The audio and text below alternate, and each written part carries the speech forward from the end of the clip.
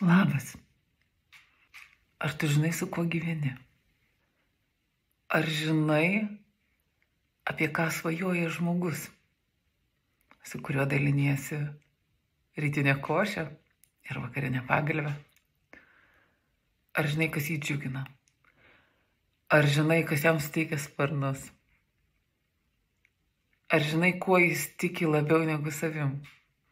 Aš, Jurga Vidugirienė, ir Holy Moteris projekte kviečiu jūs susitikti dirbtuvėse, kuriuose nersime į klausimų ir atsakymų sesiją, ar aš tikrai pažįstu savo partnerį.